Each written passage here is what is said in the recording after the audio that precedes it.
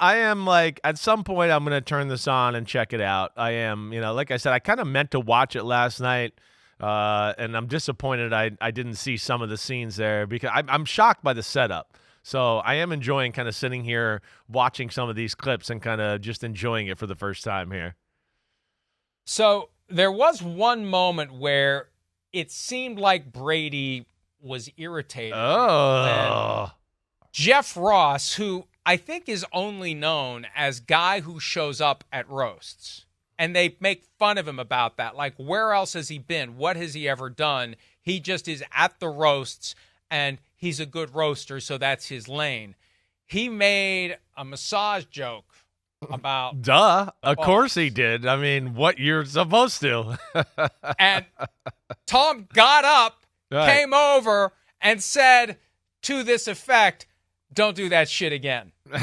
Oh, he's sticking up for his guy. He's sticking up for his guy. That was the one time yeah. that anything drew a reaction along those lines was when Jeff Ross fired a little shot at the boss. Damn. I'm that's, Brady, hey, we know Brady and Kraft, they're in cahoots there for sure, right?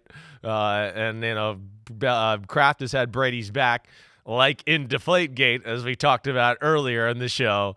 But man, yeah, I figured somebody was going to go there. That's why I was like a little surprised at the whole thing. I mean, when I heard Mr. Kraft was there, I mean, I'm not, again, I'm a little dirty-minded that way, but that's where my mind went a little bit. Oh, Mr. Kraft's going to be there? Well, damn, there's going to be a lot of massage parlor jokes that go off on Sunday night. First of all, I've known you for 7 or 8 years now. I don't know how dirty-minded you are, and I really don't want to know. I do know this. There's no filter. There's no filter between whatever you happen to think and what comes out of your mouth. Exactly. I've heard enough over the years to know. Right. But I just wonder, if any wink, nod, assurances were made pre-things. That if you come to stay away from roast, this. Right. That won't be. We're not gonna make fun of you. You're not gonna be the target of a bunch of massage jokes, and you're sitting there, and we're gonna cut to the reaction of you sipping a drink while we're making fun of you. So that might have been off limits. Right. That might have been why Brady went over to him. Really, that might, because in a roast, nothing's off limits unless you've negotiated in advance. It's going to be off limits, and obviously, as I said earlier, the Aaron Hernandez stuff was not off limits, and that's left some people feeling a little skittish because that was a serious, ugly situation.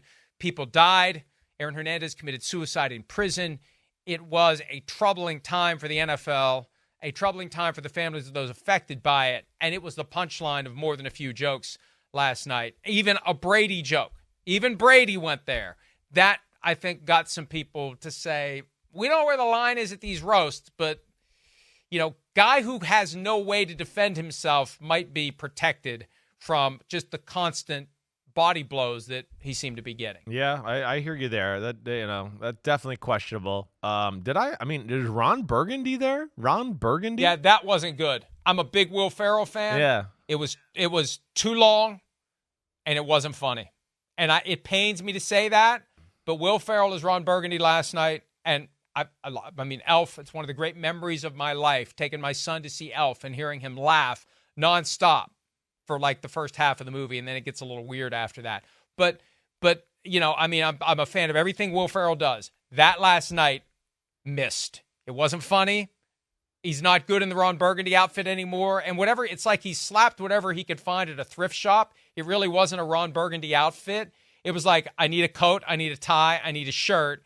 And he literally stopped at a thrift store to buy all that stuff. That's what it felt like. It just really, it might have been objectively humorous at times, but it fell short of what we expect from Will Ferrell, especially Will Ferrell as Ron Burgundy. Yeah. That was my opinion. Okay. It's hard to say that, but I'm not going to bullshit. Hey, you're making friends everywhere today. You have great. hit all parts of the life in the world. They all love you. Got your buddies with everybody. I don't we care. know. I'm going to have I'm going to have a tube up my ass in 3 days. Well, I don't care. Tell them to shove it up there farther, okay? Do that, say that for all of us out there, right? Speaking of guys who have a stick up their ass, here's some Bill Belichick from last night roasting Tom Brady. But seriously, I'm so honored to be here for the roast of Tom Brady on Netflix. It's not to be confused. It's not to be confused with the roast of Bill Belichick on the 10-part Apple TV series.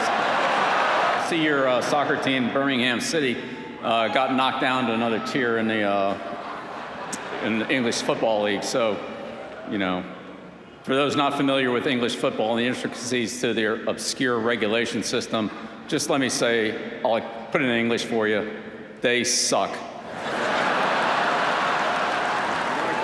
Not so easy running a team, is it, Tom? People have said that Tom and I have butted heads a lot, and in a way that was true, but not really. It was hard to butt heads with Tom because he was so far up Alex Guerrero's ass. For all of you out there that think about who's responsible for the Patriots' success during the time when Tom and I were there, was it Brady, was it me, was it Brady, was it me? In reality, the truth of the matter is, it was both of us because of me. That's good. That's good. I like That's it. good. I like I it. didn't know if there was going to be a joke about Birmingham City getting relegated.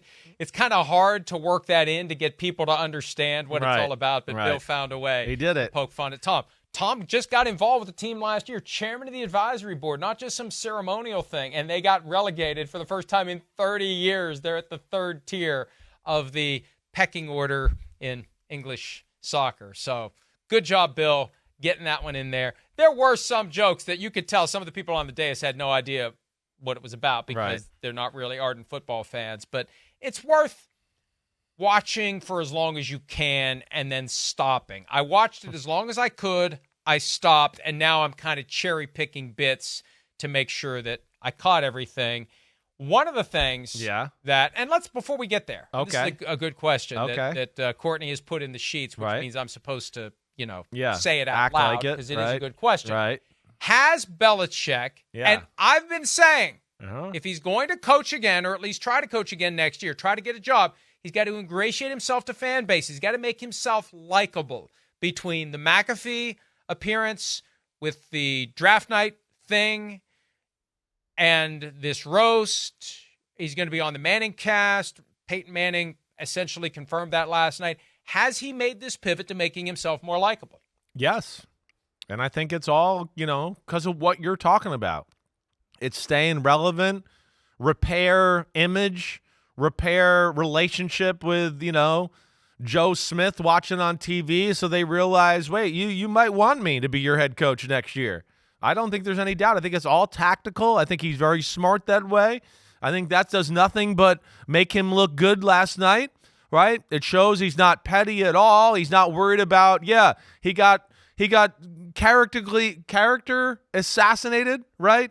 In the documentary, anybody you talk about, that's the way it is. But he still showed up, had fun, smile on his face.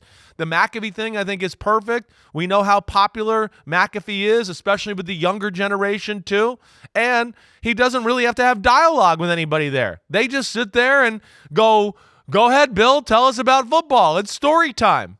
So he can literally just stand up there and be like, hey, guys, McAfee, blah, blah, blah, rest of the crew, here it is, boom. And I'll do, we'll talk that way. And, of course, Peyton Manning's going to set it up the same way as well, let alone he knows they have this great, great relationship where him and Peyton are going to laugh and have jokes, and ultimately it's going to make Bill look good. So, I think this is smart, good for him. It really is. Belichick, in my words, has been shit on too much in the last year and a half. Sorry, Birmingham. Yeah, way too much. And it's good to see, some people see this other side of him a little bit. You saw the clip there, if you're watching on Peacock, of Kevin Hart kind of brokering a truce, a peace between Robert Kraft and Bill Belichick. Some very nice things said by Kraft, in contrast with the report from ESPN.com from about 3 weeks ago, suggesting he had some not very nice things to say about Belichick to Falcons owner Arthur Blank. And there was some joking about Belichick not having a job. That was low-hanging fruit, and that happened last night as well. But shots for Belichick and Kraft. Damn. Kraft telling the world that one of the great things that's ever been bestowed upon him by the Almighty was having both What kind of Tom shot Brady did and they Bill do? Belichick Was it vodka or tequila? What was it? I don't know. At an event like that, though, I'd want mine to be water, Yeah. just in case, especially if they expected me to say anything coherently eventually. Payton Manning, mentioned earlier, he was a surprise of the night, not listed as one of the potential attendees. Kevin Hart was setting it up like he was going to introduce Tom Brady. Instead, he introduced Payton Manning, who introduced Tom Brady after that. Here's a little bit of Payton Manning poking some fun at #Tommy. Honestly, it is great to be here with a bunch of people sitting around talking smack about Tom Brady, or as we call that in the Manning family, Thanksgiving. True story. After spending several Thanksgivings with my parents, my kids now excuse themselves to use the bathroom by saying, I have to go take a Brady. That was good. I'm not shocked that he was the best one. By the way, did you see your buddy Julian Edelman there? I did. Apparently, Right. I haven't watched his bit. Yeah. You know, he's a big fan of the show, and he really likes you and me personally. I haven't seen his bit, but I've heard from others. His was over the top, across the line, too much.